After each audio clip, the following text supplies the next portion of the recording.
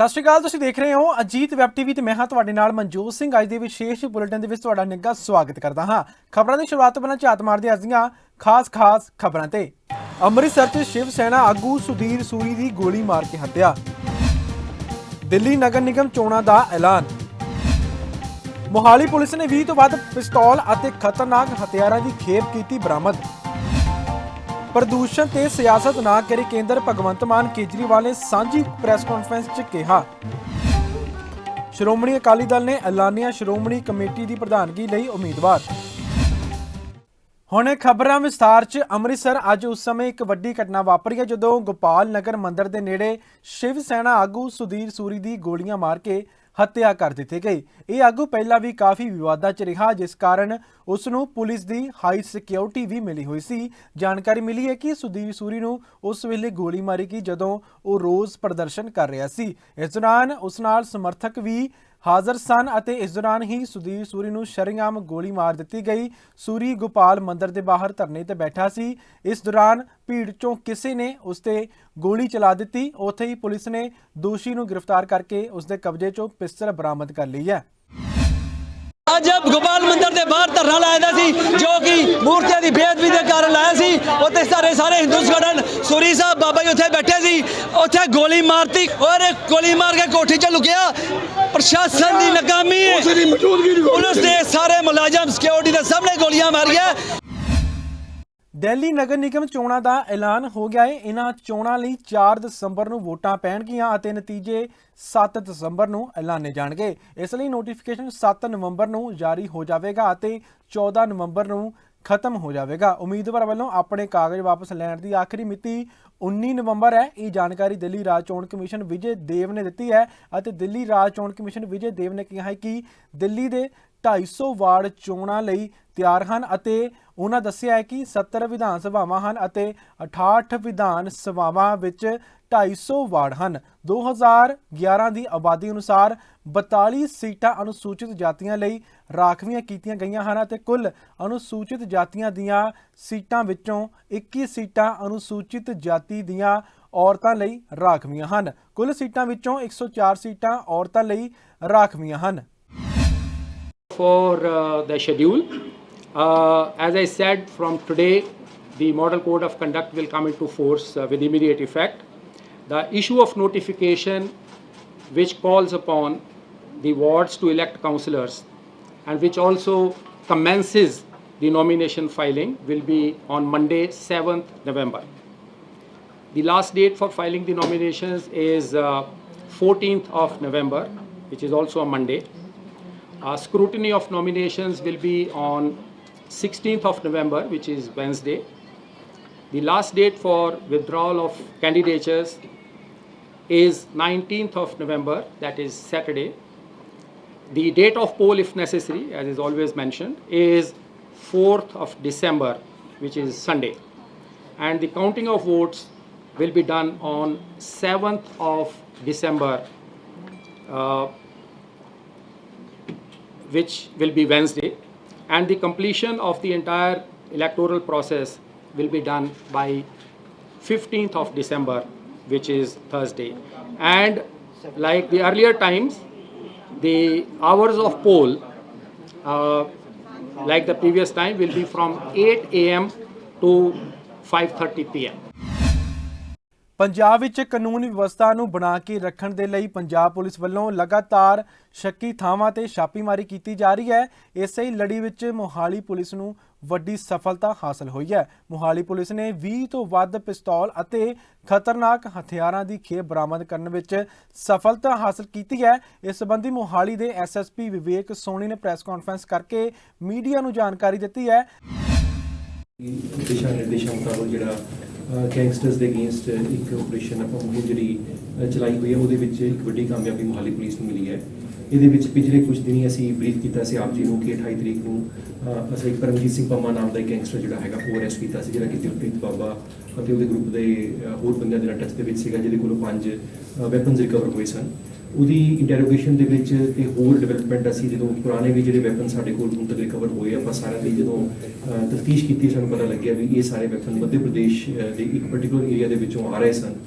ਤੇ technical intelligence ਅਤੇ human intelligence ਨਾਲ ਡਿਵੈਲਪ ਕਰਕੇ ਫਾਈਨਲੀ ਅਸੀਂ ਮੱਧ ਪ੍ਰਦੇਸ਼ ਤੋਂ ਦੋ ਲੋਕਾਂ ਨੂੰ ਅਰੈਸਟ ਕਰਨ ਦੇ ਵਿੱਚ ਕਾਮਯਾਬ ਹੋਏ ਹਾਂ, ਜਿਨ੍ਹਾਂ ਦਾ ਨਾਮ ਅਨਿਲ ਰਾਜੂ ਅਤੇ ਅਨਵੀਰ ਜਾਮ ਹੈ। ਤੇ ਇਹਨਾਂ ਦੇ ਕੋਲੋਂ 20 ਪਿਸਤੌਲ ਹੋਰ ਅਤੇ ਕੁਝ 20 ਗੋਲੀਆਂ ਹੋਰ ਹੁਣ ਤੱਕ ਬਰਾਮਦ ਹੋਈਆਂ ਨੇ। ਇਹ ਮੈਂ ਦੱਸਣਾ ਚਾਹਾਂਗਾ ਵੀ ਇਹ ਇੱਕ ਪਿੰਡ ਉਮਰਤੀ ਨਾਮ ਦਾ ਇੱਕ ਪਿੰਡ ਹੈਗਾ ਜਿਹੜਾ ਕਿ ਮੱਧ ਪ੍ਰਦੇਸ਼ ਮਹਾਰਾਸ਼ਟਰ ਦੇ ਬਾਰਡਰ ਦੇ ਉੱਪਰ ਪੈਂਦਾ ਹੈ ਤੇ ਉਸ ਪਿੰਡ ਦੇ ਰਹਿਣ ਵਾਲੇ ਸਨ। ਤੇ ਇਹਨਾਂ ਦੇ ਦੱਸਣ ਮੁਤਾਬਕ ਉਸ ਏਰੀਆ ਦੇ ਵਿੱਚ ਇਹ ਵੈਪਨਸ ਮੈਨੂਫੈਕਚਰ ਹੁੰਦੇ ਹੈਗੇ ਨੇ। ਇਹ ਮੱਧ ਪ੍ਰਦੇਸ਼ ਔਰ ਮਹਾਰਾਸ਼ਟਰ ਦੇ ਸੀ ਏਰੀਆ ਜਿਹੜਾ ਬਾਰਡਰਿੰਗ ਏਰੀਆ ਉਹਦੇ ਵਿੱਚ ਹੋਣ ਕਰਕੇ ਇਹਦੇ ਵਿੱਚ ਆਪਣਾ ਕਾਫੀ ਜ਼ਿਆਦਾ ਘਣੇ ਜੰਗਲਾਂ ਦੇ ਵਿੱਚ ਹੈ ਜਿੱਥੇ ਕਿ ਇਹ ਇਸ ਤਰ੍ਹਾਂ ਦੇ ਵੈਪਨਸ ਜਿਹੜੇ ਹੈਗੇ ਨੇ ਇਹਨੂੰ ਮੈਨੂਫੈਕਚਰ ਕਰਦੇ ਨੇ।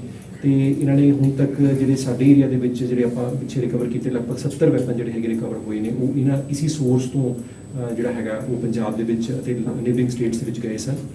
ਸਾਨੂੰ ਉਮੀਦ ਹੈ ਵੀ ਇਹਨਾਂ ਦੀ ਰਿਮਾਂਡ ਲੈ ਕੇ ਜਦੋਂ ਅਸੀਂ ਹੋਰ ਤਫਤੀਸ਼ ਕਰਾਂਗੇ ਸਾਨੂੰ ਹੋਰ ਵੀ ਕਾਫੀ ਕਲੀਅਰ ਹੋਊਗਾ ਵੀ ਹੋਰ ਕਿਹੜੇ ਲੋਕਾਂ ਨੂੰ ਇਹਨਾਂ ਨੇ ਇੱਥੇ ਵੈਪਨ ਸਪਲਾਈ ਕੀਤੇ। ਸਾਨੂੰ ਉਮੀਦ ਹੈ ਵੀ ਸਾਨੂੰ ਹੋਰ ਵੀ ਰਿਕਵਰੀਜ਼ ਹੋਣਗੀਆਂ।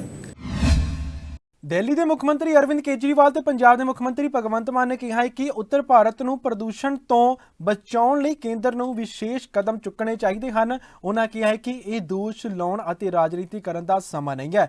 ਸਾਂਝੀ ਪ੍ਰੈਸ ਕਾਨਫਰੰਸ ਵਿੱਚ ਪੰਜਾਬ ਦੇ ਮੁੱਖ ਮੰਤਰੀ ਭਗਵੰਤ ਮਾਨ ਨੇ ਕਿਹਾ ਹੈ ਕਿ ਪੰਜਾਬ ਦੇ ਖੇਤਾਂ ਵਿੱਚ ਪਰਾਲੀ ਨੂੰ ਦਬਾਉਣ ਲਈ 1.20 ਲੱਖ ਮਸ਼ੀਨਾਂ ਤਾਇਨਾਤ ਕੀਤੀਆਂ ਹਨ ਅਤੇ ਪੰਚਾਇਤਾਂ ਨੇ ਪਰਾਲੀ ਨਾ ਸਾੜਨ ਸੰਬੰਧੀ ਮਤਾ ਪਾਸ ਕੀਤੇ ਹਨ। ਉਹਨਾਂ ਕਿਹਾ ਕਿ ਪੰਜਾਬ ਵਿੱਚ ਝੋਨੇ ਦੀ ਭਾਰੀ ਪੈਦਾਵਾਰ ਕਾਰਨ ਪਰਾਲੀ ਦੀ ਮਾਤਰਾ ਹੋਰ ਵੱਧ ਗਈ ਹੈ। ਮੁੱਖ ਮੰਤਰੀ ਦੇ ਵਾਅਦਾ ਹੈ ਕਿ ਅਗਲੇ ਸਾਲ ਨਵੰਬਰ ਤੱਕ ਹੱਲ ਕੱਢ ਲਿਆ ਜਾਵੇਗਾ। ਉੱਥੇ ਹੀ ਦੂਜੇ ਪਾਸੇ ਵਧਦੇ ਪ੍ਰਦੂਸ਼ਣ ਨੂੰ ਲੈ ਕੇ ਕੇਜਰੀਵਾਲ ਨੇ ਐਲਾਨ ਕੀਤਾ ਹੈ ਕਿ ਦਿੱਲੀ ਦੇ ਪ੍ਰਾਇਮਰੀ ਸਕੂਲ ਸ਼ਨੀਚਰਵਾਰ ਤੋਂ ਬੰਦ ਰਹਿਣਗੇ। दिल्ली में हवा काफ़ी ख़राब हो गई है, प्रदूषण काफ़ी ज़्यादा हो गया है, लोगों को सांस लेने में दिक्कत हो रही है। इसके कई सारे पहलू हैं। मैं सबसे पहले आप लोगों के साथ शेयर करना चाहता हूं कि ये समस्या केवल दिल्ली की नहीं है, ये पूरे नॉर्दर्न इंडिया की समस्या है। पूरे उत्तर भारत में दिल्ली, चरखी दादरी, रोहतक, भिवानी, गुड़गांव, बहादुरगढ़, जींद, मानेसर, नोएडा, ग्रेटर नोएडा, गाज़ियाबाद और राजस्थान में भिवाड़ी, इन सभी शहरों में हवा सीवियर कैटेगरी में है। जितनी ख़राब दिल्ली में उतनी ख़राब इन सभी शहरों में है।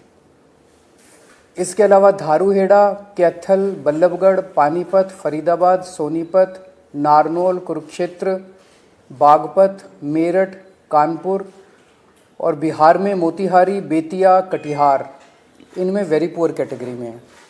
तो ये समस्या पूरे उत्तर भारत की समस्या है प्रदूषण की। ਸ਼੍ਰੋਮਣੀ ਅਕਾਲੀ ਦਲ ਨੇ ਸ਼੍ਰੋਮਣੀ ਕਮੇਟੀ ਦੀ ਪ੍ਰਧਾਨਗੀ ਲਈ ਆਪਣੇ ਉਮੀਦਵਾਰ ਦਾ ਐਲਾਨ ਕਰ ਦਿੱਤਾ ਹੈ। ਸ਼੍ਰੋਮਣੀ ਅਕਾਲੀ ਦਲ ਦੇ ਉਮੀਦਵਾਰ ਮੌਜੂਦਾ ਪ੍ਰਧਾਨ ਹਰਜਿੰਦਰ ਸਿੰਘ ਧਾਮੀ ਹੀ ਹੋਣਗੇ।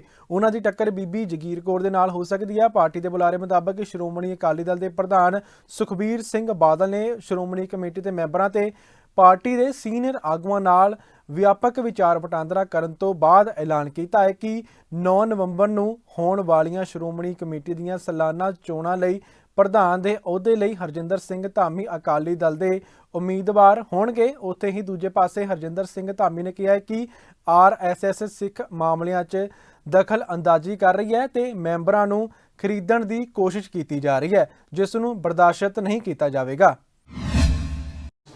ਧੰਨ ਧੰਨ ਸਾਹਿਬ ਸਤਿਗੁਰੂ ਸ੍ਰੀ ਗੁਰੂ ਰਾਮਦਾਸ ਪਾਤਸ਼ਾਹ ਜੀ ਦਾ ਕੋਟਾਨ ਕੋਟ ਧੰਨਵਾਦ ਆ ਕਿ ਪਿਛਲੇ ਸਮੇਂ ਦੌਰਾਨ ਪਾਰਟੀ ਨੇ ਮੇਰੇ ਤੇ ਯਕੀਨ ਕਰਕੇ ਬਤੌਰ ਮੁੱਖ ਸੇਵਾਦਾਰ ਦੀ ਸੇਵਾ ਬਖਸ਼ਿਸ਼ ਕੀਤੀ ਸੀ। ਇਹ ਸਮਾਂ ਚੁਣੌਤੀਆਂ ਭਰਿਆ ਵੀ ਰਿਹਾ, ਪਰ ਗੁਰੂ ਰਾਮਦਾਸ ਪਾਤਸ਼ਾਹ ਜੀ ਨੇ ਤਰਸ ਕਰਕੇ ਸਾਰੀ ਸਮੁੱਚੀ ਐਗਜ਼ੈਕਟਿਵ ਅਹੁਦੇਦਾਰ ਸਹਿਬਾਨ ਸਾਰਥਕ ਤੌਰ ਤੇ ਸਾਰਿਆਂ ਦੇ ਸਹਿਯੋਗ ਦੇ ਨਾਲ ਇਹ ਸਮਾਂ ਜਿਹੜਾ ਪਿਛਲਾ ਸੀ ਉਹ ਸਾਰਾ ਗੁਰੂ ਸਾਹਿਬ ਜੀ ਦੇ ਸਤਿਗੁਰੂ ਜੀ ਦੇ ਅਸ਼ੀਰਵਾਦ ਸਦਕਾ ਚੁਣੌਤੀਆਂ ਨੂੰ ਇੱਕ ਪਾਸੇ ਲਾਂਭੇ ਰੱਖਦੇ ਹੋਏ ਇਹਨਾਂ ਸਾਰੀ ਐਗਜ਼ੈਕਟਿਵ ਦੀ ਜਿਹੜੀ ਸੇਵਾ ਸਤਿਗੁਰੂ ਜੀ ਨੇ ਆਪਣੇ ਦਰ ਤੇ ਪ੍ਰਵਾਨ ਕੀਤੀ। ਔਰ ਪਿਛਲੀ ਚੋਣ ਜਿਹੜੀ ਸਾਡੀ ਉਹ 29 ਨਵੰਬਰ ਨੂੰ ਹੋਈ ਸੀ, ਐਤਕੀ ਅਸੀਂ ਚੋਣ ਇਹ 20 ਦਿਨ ਪਹਿਲਾਂ ਰੱਖ ਲਈ ਆ। ਮੈਂ ਜਿੱਥੇ ਸਤਿਗੁਰੂ ਜੀ ਦਾ ਕੋਟਾਨ ਕੋਟ ਧੰਨਵਾਦ ਕਰਦਾ, ਉੱਥੇ ਆਪਣੀ ਪਾਰਟੀ ਦੇ ਸ਼੍ਰੋਮਣੀ ਅਕਾਲੀ ਦਲ ਦੇ ਪ੍ਰਧਾਨ ਸਰਦਾਰ ਸੁਖਬੀਰ ਸਿੰਘ ਜੀ ਬਾਦਲ, ਉਹਨਾਂ ਦੇ ਨਾਲ ਸਮੁੱਚੇ ਤੌਰ ਤੇ ਸਾਰੀ ਸੀਨੀਅਰ ਲੀਡਰਸ਼ਿਪ ਇਸ ਕਰਕੇ ਮੈਂ ਕਹਿੰਦਾ ਕਿ ਹਰ ਇੱਕ ਦੇ ਆਪਣੇ ਵਿਚਾਰ ਹੁੰਦੇ ਆ, ਪਰ ਸਾਰਿਆਂ ਨੇ ਸਮੂਹਿਕ ਤੌਰ ਤੇ ਇੱਕ ਸੁਰਤਾ ਦੇ ਨਾਲ ਇਹ ਜਿਹੜਾ ਮੇਰੇ ਤੇ ਯਕੀਨ ਤੇ ਟਰਸਟ ਕੀਤਾ, ਮੈਂ ਉਹਨਾਂ ਦਾ ਸਮੁੱਚਿਆਂ ਦਾ ਬਹੁਤ ਬਹੁਤ ਧੰਨਵਾਦ ਕਰਦਾ। ਲੰਬੀ ਜੱਦੋਜਹਿਦ ਤੋਂ ਬਾਅਦ ਸਾਬਕਾ ਡੀਐਸਪੀ ਬਲਵਿੰਦਰ ਸਿੰਘ ਸ਼ੇਖੋਂ ਵੱਲੋਂ ਸਾਬਕਾ ਖੁਰਾਕ ਤੇ ਸਿਵਲ ਸਪਲਾਈ ਮੰਤਰੀ ਭਾਰਤ ਭੂਸ਼ਣ ਆਸ਼ੂ ਖਿਲਾਫ ਦਰਜ ਸ਼ਿਕਾਇਤ ਮਾਮਲੇ 'ਚ ਸਾਬਕਾ ਸਥਾਨਕ ਸਰਕਾਰਾਂ ਮੰਤਰੀ ਨਵਜੋਤ ਸਿੰਘ ਸਿੱਧੂ ਦੀ ਗਵਾਹੀ ਸ਼ੁੱਕਰਵਾਰ ਨੂੰ ਵੀਡੀਓ ਕਾਨਫਰੰਸ ਰਾਹੀਂ ਰਿਕਾਰਡ ਕੀਤੀ ਗਈ ਹੈ। ਜਾਣਕਾਰੀ ਮੁਤਾਬਕ ਸਿੱਧੂ ਨੇ ਆਪਣੇ ਬਿਆਨਾਂ 'ਚ ਜ਼ਿਆਦਾਤਰ ਗੱਲਾਂ ਤੋਂ ਅਣਜਾਣਤਾ ਪ੍ਰਗਟਾਈ ਤੇ ਕਿਹਾ ਹੈ ਕਿ ਉਹਨਾਂ ਦੇ ਮੰਤਰਾਲੇ 'ਚ ਲੱਖਾਂ ਫਾਈਲਾਂ ਆਉਂਦੀਆਂ ਸਨ। ਉਹਨਾਂ ਕਿਹਾ ਕਿ ਇਹ ਬਹੁਤ ਪੁਰਾਣੀ ਗੱਲ ਹੈ, ਇਸ ਲਈ ਯਕੀਨ ਨਾਲ ਕੁਝ ਨਹੀਂ ਕਿਹਾ ਜਾ ਸਕਦਾ। ਇਸ ਦੀ ਪੁਸ਼ਟੀ ਸ਼ਿਕਾਇਤਕਰਤਾ ਦੀ ਵਕੀਲ ਵੱਲੋਂ ਕੀਤੀ ਗਈ ਹੈ। ਸਰ, ਇੱਕ ਸੀਐਨਯੂ ਕੇਸ ਦੇ ਵਿੱਚ ਨਵਜੋਤ ਸਿੰਘ ਸਿੱਧੂ ਦੀ ਅੱਜ ਅਗਵਾਈ ਹੋਈ ਹੈ ਵੀਡੀਓ ਕਾਨਫਰੰਸ ਰਾਹੀਂ। ਸਰ, ਉਹ ਕੀ ਕੇਸ ਸੀਗਾ, ਸੋ ਕੀ ਕੁਝ ਨਿਕਲਿਆ? ਤੇ ਕਹਿੰਦੇ ਵੀ ਜ਼ਿਆਦਾਤਰ ਉਹਨਾਂ ਨੇ ਨਾ ਨੁੱਕਰੀ ਕੀਤੀ ਹੈ, ਉਸ ਦੇ ਬਾਰੇ। ਨਾ ਨੁੱਕਰ ਨੇ, ਮੈਨੂੰ ਦੁੱਖ ਹੁੰਦਾ ਇਸ ਕੈਲੀਬਰ ਦੇ ਬੰਦੇ ਜਿਹੜੇ ਮੈਂਬਰ ਪਾਰਲੀਮੈਂਟ ਰਹੇ हैं, ਮੰਤਰੀ ਰਹੇ हैं, ਆਪਣੀ ਜ਼ਿੰਮੇਵਾਰੀ ਤੋਂ ਭੱਜਦੇ हैं। ਤੁਸੀਂ ਇਹ ਦੇਖੋ, ਉਸਨੇ ਇਸ ਚੀਜ਼ ਤੋਂ ਮੁਨਕਰ ਹੋਇਆ ਕਿ ਮੈਂ ਮਾਰ ਕੀਤੀ, ਕਹਿੰਦਾ ਮੈਂ ਤਾਂ ਲੱਖਾਂ ਕਰਦਾ। ਐਂਡ ਜਿਸ ਅਹੰਕਾਰ 'ਚੋਂ ਬੋਲਿਆ, ਜਿਵੇਂ ਗੱਲ ਕੀਤੀ ਹੈ, ਇਹ ਰਿਫਲੈਕਟ ਕਰਦਾ ਹੈ ਕਿ ਇਹ ਬੰਦੇ ਕਿੰਨੇ ਛੋਟੇ ਤੇ ਬੌਣੇ ਹੈ। ਲੋਕ ਇਹਨਾਂ ਨੂੰ ਸਮਝਦੇ ਆ ਕਿ ਬਹੁਤ ਵੱਡੇ ਬੰਦੇ ਆ ਜੀ, ਇਹ ਕ੍ਰਿਕਟੀਅਰ ਹੈ, ਸੈਲੀਬ੍ਰਿਟੀ ਹੈ, ਬਟ ਅੰਦਰੋਂ ਜਦ ਪਰਦਾ ਉਤਰਦਾ ਤਾਂ ਦੇਖੋ ਕਿੰਨੇ ਖਲਕੇ ਜਿਹੇ ਬੰਦੇ ਆ। ਮਤਲਬ ਕਿ ਸੱਚ ਬੋਲਣ ਤੇ ਗਵਾਹੀ ਨਹੀਂ ਦੇ ਸਕਦੇ, ਇੱਕੋ ਧੂੜਾ ਲਾ ਕੇ ਬੈਠੇ ਰਹੋ, ਭੋਰਿਆਂ 'ਚ ਬੈਠੇ ਰਹੋ, ਪਾਠ ਕਰੀ ਚੱਲੋ, ਹਵਨ ਕਰੀ ਚੱਲੋ, ਉਹਦੇ ਨਾਲ ਤੁਹਾਡੀ ਬਹੁਤ ਮਾਨਸਿਕਤਾ ਸਟਰੋਂਗ ਹੋ ਜਾਂਦੀ ਹੈ। ਤੁਸੀਂ ਇਮਾਨਦਾਰੀ ਨਾਲ ਹਲਫ ਚੁੱਕ ਕੇ, ਉਹ ਕਿਹਦਾ ਹਲਫ ਚੁੱਕਦੇ ਹੋ ਕਿ ਜੋ ਕੁਝ ਕਹੂੰਗਾ ਧਰਮ ਨੂੰ ਸੱਚ ਕਹੂੰਗਾ, ਉਸੇ ਦਾ ਹਲਫ ਚੁੱਕਦੇ ਹੋ ਜਿਨ੍ਹਾਂ ਦੀ ਤੁਸੀਂ ਇੰਨੀ ਜ਼ਿਆਦਾ ਮਾਨਤਾ ਕਰਦੇ ਹੋ, ਪੂਜਾ ਕਰਦੇ ਹੋ, ਪਾਠ ਕਰਦੇ ਹੋ, ਤੇ ਬੋਲਦੇ ਝੂਠ ਹੋ। ਮਰਹੂਮ ਪੰਜਾਬੀ ਗਾਇਕ ਸਿੱਧੂ ਮੂਸੇਵਾਲਾ ਦੇ ਕਤਲ ਮਾਮਲੇ ਵਿੱਚ ਲਗਾਤਾਰ ਜਾਂਚ ਚੱਲ ਰਹੀ ਹੈ। ਇਸ ਮਾਮਲੇ ਵਿੱਚ ਪੁਲਿਸ ਦੁਆਰਾ ਕਈ ਗੈਂਗਸਟਰਾਂ ਨੂੰ ਵੀ ਕਾਬੂ ਕਰ ਲਿਆ ਗਿਆ ਹੈ, ਜਦਕਿ ਬਾਕੀਆਂ ਦੀ ਭਾਲ ਚੱਲ ਰਹੀ ਹੈ। ਇਸ ਵਿਚਕਾਰ ਕਈ ਪੰਜਾਬੀ ਸਿਤਾਰਿਆਂ ਕੋਲੋਂ ਵੀ ਪੁੱਛਗਿੱਛ ਦਾ ਸਿਲਸਿਲਾ ਜਾਰੀ ਹੈ। ਸਿੱਧੂ ਮੂਸੇਵਾਲਾ ਕਤਲ ਮਾਮਲੇ ਵਿੱਚ ਇੱਕ ਹੋਰ ਨਵਾਂ ਨਾਂ ਸਾਹਮਣੇ ਆਇਆ ਹੈ। ਇਸ ਮਾਮਲੇ ਨਾਲ ਪੰਜਾਬ ਦੀ ਮਸ਼ਹੂਰ ਗਾਇਕਾ ਜੈਨੀ ਜੋਲ ਤੋਂ ਵੀ ਪੁੱਛਗਿੱਛ ਕੀਤੀ ਜਾ ਰਹੀ ਹੈ। 6ਵਾਂ ਪੇ ਕਮਿਸ਼ਨ ਕੋਆਪਰੇਟਿਵ ਦੇ ਕਰਮਚਾਰੀਆਂ ਤੇ ਲਾਗੂ ਨਾ ਹੋਣ ਦੇ ਕਾਰਨ 8 ਜ਼ਿਲ੍ਹਿਆਂ ਦੇ ਬੈਂਕ ਕਰਮਚਾਰੀ ਅਣਮਿੱਥੇ ਸਮੇਂ ਲਈ ਕਲਮ ਛੋੜ ਹੜਤਾਲ ਕਰਕੇ ਸਰਕਾਰ ਦੇ ਖਿਲਾਫ ਰੋਸ ਪ੍ਰਦਰਸ਼ਨ ਕਰ ਰਹੇ ਨੇ। ਮਾਨਸਾ ਦੇ ਵਿੱਚ ਵੀ ਵੱਖ-ਵੱਖ ਬੈਂਕਾਂ ਵੱਲੋਂ ਹੜਤਾਲ ਕਰਕੇ ਮੇਨ ਬ੍ਰਾਂਚ ਦੇ ਬਾਹਰ ਧਰਨਾ ਪ੍ਰਦਰਸ਼ਨ ਕੀਤਾ ਗਿਆ। ਬੇਸ਼ੱਕ ਸਰਕਾਰ ਵੱਲੋਂ ਹੁਣ 6ਵਾਂ ਪੇ ਕਮਿਸ਼ਨ ਲਾਗੂ ਕਰ ਦਿੱਤਾ ਗਿਆ, ਪਰ 8 ਜ਼ਿਲ੍ਹਿਆਂ ਦੇ ਵਿੱਚ ਡੀਸੈਂਟਰ ਕਾਰਪੋਰੇਟਿਵ ਬੈਂਕਾਂ ਦੇ ਕਰਮਚਾਰੀਆਂ ਨੂੰ ਇਸ ਤੋਂ ਵਾਂਝਾ ਰੱਖਿਆ ਗਿਆ, ਜਿਸ ਕਾਰਨ ਇਹਨਾਂ ਕਰਮਚਾਰੀਆਂ ਵੱਲੋਂ ਅਣਮਿੱਥੇ ਸਮੇਂ ਲਈ ਕਲਮ ਛੋੜ ਹੜਤਾਲ ਕਰਕੇ ਰੋਸ ਪ੍ਰਦਰਸ਼ਨ ਕੀਤਾ ਜਾ ਰਿਹਾ। ਇਹ ਸਰ ਸਾਡਾ 6ਵੇਂ ਪੇ ਕਮਿਸ਼ਨ ਦੇ ਲਾਗੂ ਕਰਾਉਣ ਲਈ ਸਾਡਾ ਪ੍ਰਦਰਸ਼ਨ ਹੈ। ਅਸੀਂ ਪਿਛਲੇ 1 ਸਾਲ ਤੋਂ 6ਵਾਂ ਪੇ ਕਮਿਸ਼ਨ ਪੰਜਾਬ ਸਹਿਕਾਰੀ ਕੋਆਪਰੇਟਿਵ ਬੈਂਕ ਵਿੱਚ ਲਾਗੂ ਕਰਾਉਣ ਲਈ ਸੰਘਰਸ਼ ਕਰ ਰਹੇ ਹਾਂ, ਪਰੰਤੂ ਪੰਜਾਬ ਸਰਕਾਰ ਰਜਿਸਟਰਾਰ ਸਹਿਕਾਰੀ ਸਭਾਵਾਂ ਤੇ ਐਮਡੀ ਪੈਕਸ ਬੈਂਕ ਨੇ ਇਸ ਵਿੱਚ ਵਿਤਕਰਾ ਕੀਤਾ ਹੈ, ਕਿਉਂਕਿ ਪੰਜਾਬ ਦੀਆਂ 20 ਕੋਆਪਰੇਟਿਵ ਸਹਿਕਾਰੀ ਬੈਂਕਾਂ ਦੇ ਵਿੱਚੋਂ 12 ਵਿੱਚ ਲਾਗੂ ਕਰ ਦਿੱਤਾ ਗਿਆ ਹੈ ਤੇ 8 ਨੂੰ ਇਸ ਤੋਂ ਵਾਂਝਾ ਰੱਖਿਆ ਗਿਆ ਹੈ। ਇਸ ਦਾ ਕਾਰਨ ਉਹਨਾਂ ਵੱਲੋਂ ਕੋਈ ਠੋਸ ਹੋਣੀ ਕਾਰਨ ਨਹੀਂ ਹੈ, ਕਿਉਂਕਿ ਜੋ ਕੋਆਪਰੇਟਿਵ ਬੈਂਕ ਹੈ ਉਹ ਨੋ ਪ੍ਰੋਫਿਟ ਵਾਲੀ ਬੈਂਕ ਹੈ, ਪਰੰਤੂ ਉਹਨਾਂ ਵੱਲੋਂ ਇਹ ਲਾਇਆ ਗਿਆ ਕਿ ਕਰਾਰ ਦੀ ਸ਼ਰਤ ਪੂਰੀ ਨਾ ਕਰਨ ਇਹ 8 ਬੈਂਕਾਂ ਤੇ ਇਸ ਨੂੰ ਵਾਂਝਾ ਰੱਖਿਆ ਗਿਆ ਹੈ, ਜਿਸ ਕਾਰਨ ਅਸੀਂ ਇਹ ਪ੍ਰਦਰਸ਼ਨ ਕਰ ਰਹੇ ਹਾਂ। ਪਿਛਲੇ 15 ਦਿਨਾਂ ਤੋਂ ਇਹ ਉਹਨਾਂ ਨੂੰ ਨੋਟਿਸ ਦੇ ਕੇ ਪਹਿਲਾਂ 2 ਘੰਟਿਆਂ ਦੀ ਕਲਮ ਛੋੜ ਹੜਤਾਲ ਰੱਖੀ ਗਈ ਸੀ, ਹੁਣ ਪੂਰਨ ਤੌਰ ਤੇ ਕਲਮ ਛੋੜ ਹੜਤਾਲ ਕਰਕੇ ਅਸੀਂ ਮੁੱਖ ਦਫ਼ਤਰਾਂ ਅੱਗੇ ਧਰਨੇ ਤੇ ਹਾਂ। ਸਾਡੇ ਕੁਝ ਸਾਥੀ ਰਜਿਸਟਰਾਰ ਸਹਿਕਾਰੀ ਸਭਾਵਾਂ ਚੰਡੀਗੜ੍ਹ ਦੇ ਦਫ਼ਤਰ ਅੱਗੇ ਧਰਨੇ ਤੇ ਹਨ, ਜਿਸ ਕਾਰਨ ਤਾਂ ਕਿ ਪੰਜਾਬ ਸਰਕਾਰ ਦੇ ਕੰਨਾਂ ਤੱਕ ਸਾਡੀ ਗੂੰਜ ਪਹੁੰਚੇ, ਜੋ ਸਾਡੇ ਹੱਕ ਨੇ ਉਹ ਸਾਨੂੰ ਦਿੱਤੇ ਜਾਣ, ਕਿਉਂਕਿ ਸਾਰੇ ਪੰਜਾਬ ਨੂੰ 6ਵਾਂ ਪੇ ਕਮਿਸ਼ਨ ਲਾਗੂ ਕਰ ਦਿੱਤਾ ਗਿਆ ਹੈ, ਪਰ ਪੰਜਾਬ ਸਰਕਾਰ ਵੱਲੋਂ ਕੋਆਪਰੇਟਿਵ ਬੈਂਕਾਂ ਦੇ ਸਿਰਫ 8 ਜ਼ਿਲ੍ਹਿਆਂ ਨੂੰ ਛੱਡਿਆ ਗਿਆ ਹੈ, ਜਿਸ ਕਾਰਨ ਸਾਡੇ ਮੁਲਾਜ਼ਮਾਂ ਵਿੱਚ ਬਹੁਤ ਰੋਸ ਹੈ, ਸਾਡਾ ਮੋਰਾਲ ਬਹੁਤ ਡਾਊਨ ਹੈ। ਹੁਣ ਇਸ ਟਾਈਮ ਸੀਜ਼ਨ ਦਾ ਸਮਾਂ ਹੈ, ਰਿਕਵਰੀ ਦਾ ਸਮਾਂ ਹੈ, ਕਿਸਾਨਾਂ ਦੀ ਬੈਂਕ ਹੈ, ਕਿਸਾਨਾਂ ਦੀ ਮਦਦ ਲਈ ਹੈ, ਪਰ ਅਸੀਂ ਮਜਬੂਰਨ ਸੰਘਰਸ਼ ਦੇ ਰਾਹ ਪਏ ਹਾਂ। ਜੇਕਰ ਪੰਜਾਬ ਸਰਕਾਰ ਚਾਹੇ ਤਾਂ ਸਾਡੇ ਮੰਗਾਂ ਮੰਨ ਕੇ ਸਾਨੂੰ ਆਪਣੀ ਹੜਤਾਲ ਵਾਪਸ ਲੈਣ ਲਈ ਕਹਿ ਸਕਦੀ ਹੈ। ਸ਼੍ਰੋਮਣੀ ਗੁਰਦੁਆਰਾ ਪ੍ਰਬੰਧਕ ਕਮੇਟੀ ਵੱਲੋਂ ਭਗਤ ਨਾਮਦੇਵ ਜੀ ਦਾ ਜਨਮ ਦਿਹਾੜਾ ਸ਼ਰਧਾ ਨਾਲ ਮਨਾਇਆ ਗਿਆ। ਇਸ ਸਬੰਧ ਵਿੱਚ ਗੁਰਦੁਆਰਾ ਸ਼੍ਰੀ ਮੰਜੀ ਸਾਹਿਬ ਦੀਵਾਨ ਹਾਲ ਵਿਖੇ ਸ਼੍ਰੀ ਅਖੰਡ ਪਾਠ ਸਾਹਿਬ ਦੇ ਭੋਗ ਪਾਏ ਗਏ, ਜਿਸ ਉਪਰੰਤ ਭਾਈ ਸੁਖਪ੍ਰੀਤ ਸਿੰਘ ਦੇ ਰਾਗੀ ਜਥੇ ਨੇ ਸੰਗਤਾਂ ਨੂੰ ਗੁਰਬਾਣੀ ਕੀਰਤਨ ਨਾਲ ਜੋੜਿਆ। ਅਰਦਾਸ ਭਾਈ ਸਲਵਿੰਦਰ ਸਿੰਘ ਨੇ ਕੀਤੀ ਅਤੇ ਸੰਗਤ ਨੂੰ ਪਾਵਨ ਹੁਕਮਾਂ ਭਾਈ ਸੁਖਵਿੰਦਰ ਸਿੰਘ ਨੇ ਸਰਵਣ ਕਰਵਾਇਆ। ਇਸ ਮੌਕੇ ਸੰਗਤਾਂ ਨਾਲ ਵਿਚਾਰ ਸਾਂਝੇ ਕਰਦਿਆਂ ਕਥਾਵਾਚਕ ਭਾਈ ਸੁਖਵਿੰਦਰ ਸਿੰਘ ਨੇ ਭਗਤ ਨਾਮਦੇਵ ਜੀ ਦੇ ਜੀਵਨ ਤੋਂ ਜਾਣੂ ਕਰਵਾਇਆ ਅਤੇ ਉਹਨਾਂ ਦੀਆਂ ਸਿੱਖਿਆਵਾਂ ਤੇ ਚੱਲਣ ਦੀ ਪ੍ਰੇਰਣਾ ਕੀਤੀ। ਅੱਜ ਸਿੱਖ ਪੰਥ ਦੀ ਸਰਮੌਰ ਸੰਸਥਾ ਸ਼੍ਰੋਮਣੀ ਗੁਰਦੁਆਰਾ ਪ੍ਰਬੰਧਕ ਕਮੇਟੀ ਸੱਚਖੰਡ ਸ੍ਰੀ ਹਰਿਮੰਦਰ ਸਾਹਿਬ ਜੀ ਦੇ ਸਮੁੱਚੇ ਪ੍ਰਬੰਧ ਵੱਲੋਂ ਸਮੂਹ ਸੰਗਤਾਂ ਦੇ ਸਹਿਯੋਗ ਦੇ ਨਾਲ ਸਮੂਹ ਗੁਰੂ ਨਾਨਕ ਨਾਮ ਲੇਵਾ ਸੰਗਤਾਂ ਦੇ ਸਹਿਯੋਗ ਦਾ ਸਦਕਾ ਅੱਜ ਸ਼੍ਰੋਮਣੀ ਭਗਤ ਨਾਮ ਜੀਆਂ ਦਾ ਜਨਮ ਦਿਹਾੜਾ ਬੜੀ ਸ਼ਰਧਾ ਭਾਵਨਾ ਅਦਬ ਸਤਿਕਾਰ ਦੇ ਸਹਿਤ ਗੁਰਦੁਆਰਾ ਸ੍ਰੀ ਮੰਜੀ ਸਾਹਿਬ ਦੀਵਾਨ ਹਾਲ ਵਿਖੇ ਮਨਾਇਆ ਗਿਆ। ਪਰਸੋਂ ਦੇ ਰੋਜ਼ ਤੋਂ ਧੁਰ ਕੀ ਬਾਣੀ ਦੇ ਸ੍ਰੀ ਅਖੰਡ ਪਾਠ ਸਾਹਿਬ ਪ੍ਰਾਰੰਭ ਹੋਏ ਸਨ। ਅੱਜ ਭੋਗ ਤੋਂ ਉਪਰੰਤ ਸੁੰਦਰ ਦੀਵਾਨ ਸਜੇ ਹੋਏ ਦੀਵਾਨਾਂ 'ਚ ਗੁਰੂ ਕੀ ਬਾਣੀ ਦਾ ਸ਼ਬਦ ਕੀਰਤਨ ਹੋਇਆ। ਬੇਅੰਤ ਸੰਗਤਾਂ ਨੇ ਹਾਜ਼ਰੀਆਂ ਭਰ ਕਰਕੇ ਆਪਣਾ ਜਨਮ ਸਫਲਾ ਕੀਤਾ।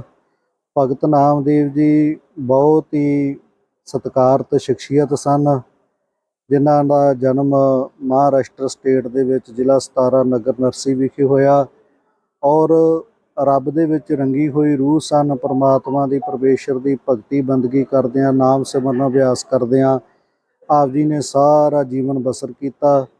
ਕੁੱਲ ਆਰਜੂ 80 ਕੁ ਸਾਲ ਦੀ ਹੈ। 80 ਸਾਲਾਂ ਦੇ ਵਿੱਚੋਂ ਜਿਹੜੇ ਅਖੀਰਲੇ 18 ਸਾਲ ਸਨ ਉਹ ਨਗਰ ਘੁਮਾਣ ਜ਼ਿਲ੍ਹਾ ਗੁਰਦਾਸਪੁਰ ਵਿਖੇ ਭਗਤ ਨਾਮਦੇਵ ਜੀ ਬਤੀਤ ਕੀਤੇ।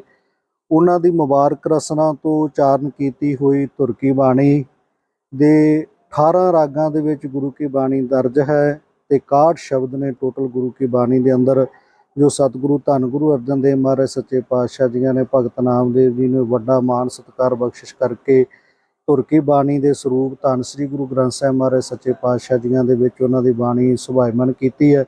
ਐਸੇ ਮਹਾਨ ਮਹਾਂਪੁਰਖਾਂ ਦਾ ਜਨਮ ਦਿਹਾੜਾ ਮਨਾਉਣ ਦਾ ਸਾਨੂੰ ਸਭ ਨੂੰ ਸੁਭਾਗ ਪ੍ਰਾਪਤ ਹੋਇਆ। ਸਮੂਹ ਸੰਗਤਾਂ ਨੂੰ ਭਗਤ ਨਾਮ ਦੀਆਂ ਦੇ ਜਨਮ ਦਿਹਾੜੇ ਦੀਆਂ ਬੇਅੰਤ ਵਧਾਈਆਂ। ਗੁਰੂ ਕਿਰਪਾ ਕਰੇ ਸਤਿਗੁਰੂ ਸਭ ਦੇ ਤਾਈਂ ਚੜ੍ਹਦੀ ਕਲਾ ਨਾਮਦਾਨ ਬਖਸ਼ਿਸ਼ ਕਰਨ। ਰਾਸ਼ਟਰੀ ਘੱਟ ਗਿਣਤੀ ਕਮਿਸ਼ਨ ਦੇ ਚੇਅਰਮੈਨ ਇਕਬਾਲ ਸਿੰਘ ਲਾਲਪੁਰਾ ਵੱਲੋਂ 1984 ਮਾਮਲੇ ਤੇ ਵਿਸ਼ੇਸ਼ ਤੌਰ ਤੇ ਮੀਡੀਆ ਨੂੰ ਸੰਬੋਧਨ ਕੀਤਾ ਗਿਆ। ਇਸ ਦੌਰਾਨ ਉਹਨਾਂ ਕਿਹਾ ਕਿ NCM ਐਕਟ 1992 ਦੇ ਤਹਿਤ ਗਠਿਤ ਰਾਸ਼ਟਰੀ ਘੱਟ ਗਿਣਤੀ ਕਮਿਸ਼ਨ ਨੂੰ ਘੱਟ ਗਿਣਤੀ ਭਾਈਚਾਰਿਆਂ ਦੇ ਹਿੱਤਾਂ ਦੀ ਰਾਖੀ ਕਰਨ ਦੀ ਜ਼ਿੰਮੇਵਾਰੀ ਸੌਂਪੀ ਗਈ ਹੈ। ਇਸ ਤੋਂ ਇਲਾਵਾ ਕਮਿਸ਼ਨ ਦੀ ਭੂਮਿਕਾ ਨਵੀਆਂ ਅਤੇ ਉੱਭਰ ਰਹੀਆਂ ਚੁਣੌਤੀਆਂ ਦੇ ਮੱਦੇਨਜ਼ਰ ਵਿਸ਼ਵਾਸ ਪੈਦਾ ਕਰਨ ਦੇ ਉਪਾਅ ਕਰਨ ਦੀ ਵੀ ਹੈ ਅਤੇ ਨਾਲ ਹੀ ਉਹਨਾਂ ਕਿਹਾ ਹੈ ਕਿ 1984 ਦੇ ਸਿੱਖ ਵਿਰੋਧੀ ਦੰਗੇ ਦੇਸ਼ ਦੇ ਇਤਿਹਾਸ ਵਿੱਚ ਇੱਕ ਕਾਲਾ ਧੱਬਾ ਹੈ, ਜਿਸ ਵਿੱਚ ਸਿੱਖ ਕੌਮ ਨਾਲ ਸੰਬੰਧਿਤ ਹਜ਼ਾਰਾਂ ਨਿਰਦੋਸ਼ ਵਿਅਕਤੀਆਂ ਦਾ ਬੇਰਹਿਮੀ ਨਾਲ ਕਤਲੇਆਮ ਕੀਤਾ ਗਿਆ ਸੀ। आज से 38 साल पहले दिल्ली में सिखों का नरसंहार हुआ था। केवल दिल्ली में नहीं, 9 दूसरी स्टेट्स भी हैं जिसमें वेस्ट बंगाल था, बिहार था और हरियाणा था, उत्तराखंड था, दूसरे सभी स्टेट्स इन्वॉल्व थी। तो बड़े दुख की बात है कि जब तक मोदी सरकार ने SIT फॉर्म नहीं की, स्पेशल इन्वेस्टिगेशन टीम, तब तक ना तो दिल्ली में ही कोई कार्रवाई आगे बढ़ी और ना ही दूसरी स्टेट्स में भी कोई 2-3 चीज़ों से हम पिछले 1 साल से इन्हीं सभी सरकारों से आग्रह कर रहे हैं कि आप हमें बताइए कि कितने केसेस जो हैं वो रजिस्टर हुए थे मर्डर के, आगजनी के, ये दूसरी चीज़ों के लोगों को, और इसमें कितने लोगों को आपने सज़ा करवाई है, कितने लोग मारे गए, कितने लोग जख्मी हुए, कितनी प्रॉपर्टी डैमेज हुई, आपने कितना कितना कंपनसेशन दिया। तो जो लोग जख्मी हुए या इफ़ेक्टेड फैमिली थी, क्या उनको सरकारी नौकरी या कोई दूसरा रोज़गार मिल सका? और इसके अलावा कई जगह ऐसा था कि पुलिस या तो मूक दर्शक बनी रही या आप भी हमले में शामिल थी। ਇਹ ਸੀ ਅੱਜ ਦਾ ਵਿਸ਼ੇਸ਼ ਬੁਲੇਟਿਨ। ਕੱਲ੍ਹ ਨੂੰ ਫਿਰ ਤੋਂ ਹਾਜ਼ਰ ਹੋਵਾਂਗੇ ਇਸੇ ਸਮੇਂ ਕੱਲ੍ਹ ਦੀਆਂ ਤਾਜ਼ਾ ਖਬਰਾਂ ਦੇ ਨਾਲ। ਤੇ ਹੁਣ ਨਹੀਂ ਦਿਓ ਸਾਨੂੰ ਇਜਾਜ਼ਤ, ਬਨੇ ਰਹੋ ਅਜੀਤ ਵੈਬ ਟੀਵੀ ਨਾਲ।